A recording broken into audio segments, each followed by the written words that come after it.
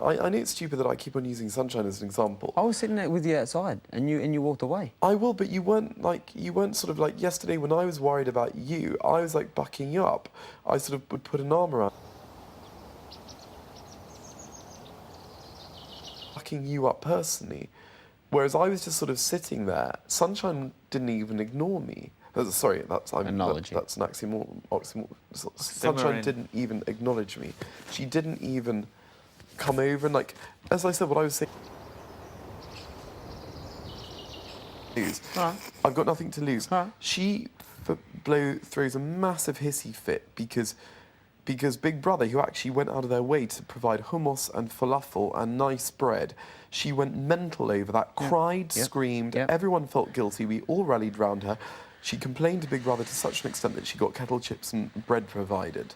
And everyone's fine with that. Even people like Jovan that don't particularly like Sunshine are like, oh, poor Sunshine, she's been through tough times, she's a vegan, people don't appreciate what she goes through. Everyone rallies round. And then there's me, who, for all the wrong reasons, get myself involved in a major dispute, trying to stick up for someone I believe in. And I'm literally, like, if looks could kill, like, Kiva, who's meant to be my friend, doesn't even take off her glasses. She walks by me with a three-quarter look in her eye. Iffy just looks at me with pity, as if I misjudged you, I thought you were a nice person, and you're not. Nathan can't look me in the eye. You don't understand. I understand fully. The truth is, what happened yesterday is people didn't want you to leave because you're generally universally popular. And although I started off being reasonably popular, I've plummeted to such an extent. At the end of the day,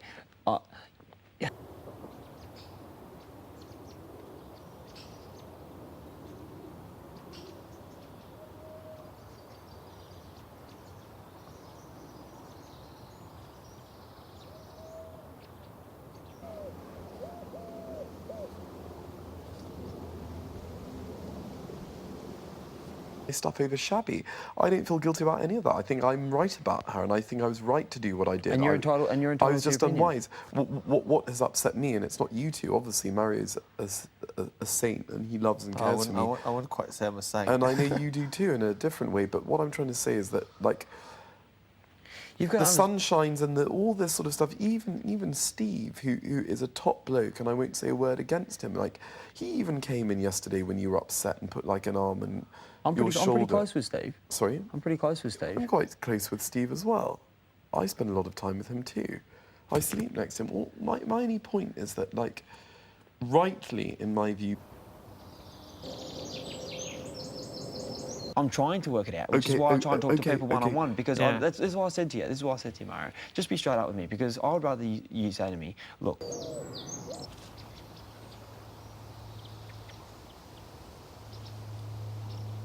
Do you know what I mean? Yeah, like, I know it's cool that I have to say. Like I said to you, and this is why I'd rather big people. At least they were straight up with you.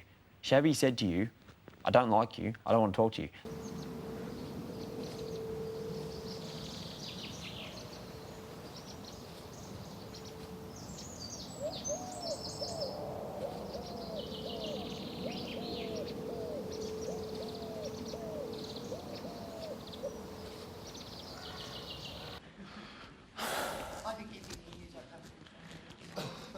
Ben's stressing in there. I had to get up from there.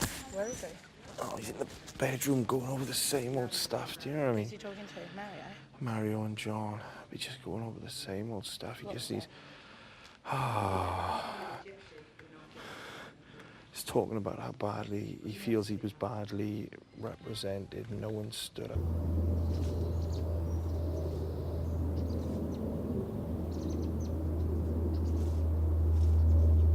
I think it was the day before yesterday. I spent the day saying to him he needed to be himself. He didn't need to play the game. He didn't.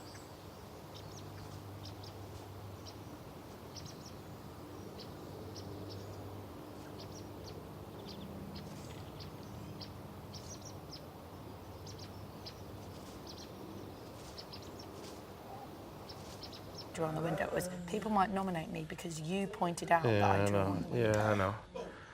And I didn't even know who drew on the window. That's why I said who drew on the window. He just needs to chill out. You know, I mean, he's going to have such a hard time if he didn't chill out.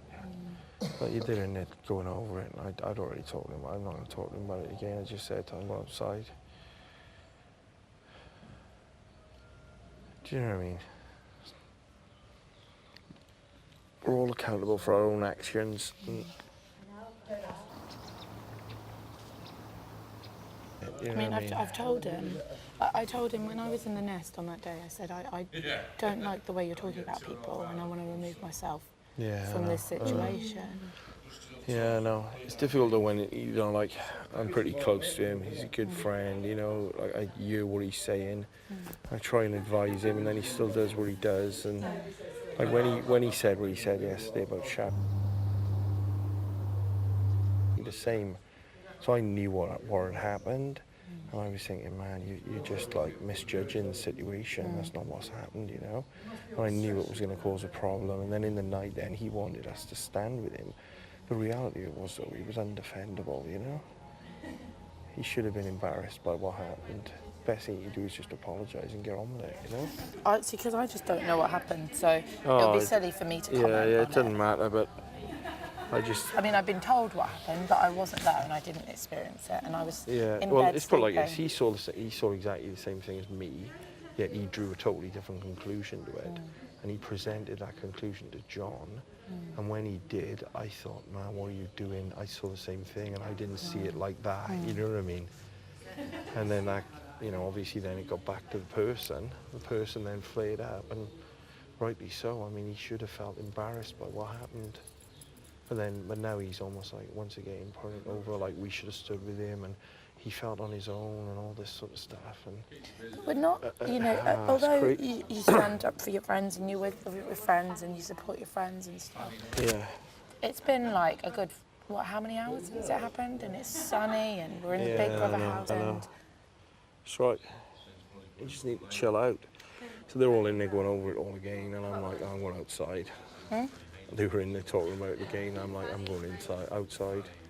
I'm just going to go out in the sun, just get away from it. Ben always kind of says to me, oh, I was there for you, I did this for you, I did that for you. And it's kind of, it makes me feel uncomfortable. Yeah, it puts you under pressure. Because I always say, like, when my mum died, my best friend, Sam, I never wanted to talk about my mum when she was ill. I never told him she was ill. He knew she was ill. Does she have cancer? Or? Yeah. And I never wanted to talk about how I felt when she died to him. I wanted him to be my friend that I didn't talk to about, that I could escape from what was happening with. Every day he came round to my house, he brought the game of life, and we'd sit on the floor and play it. Do you know? Sometimes I wouldn't say much, we'd just play the game. Every day, without fail. He's never left me in my entire life, not once. How old were you when your mum died? 17. So and quite recently. And he's like a true friend, because he'd never say, oh, remember when your mum died and I did this? I just feel really uncomfortable when people say that. Because I don't do that. Even if we're having an argument, I won't say, oh, Dave, don't you remember when I did this for you? Yeah, that's right. It's because I don't think when you're having an argument or a discussion or a dispute, it's not about the positive qualities. You're well aware of the positive qualities. It's about the thing that's just happened. The issue that you're on, yeah. I just want to enjoy my time here. I mean, the reality of it is I might be up again this week or next week. One week I'm going to be up and I'm going to be gone, you know, and I just want to enjoy my time here. That's why you surround yourself with the people that you really like. Yes, but at the moment, I like... Yeah, you're fine, I get that. But in time, people will show who they really are. Yeah. But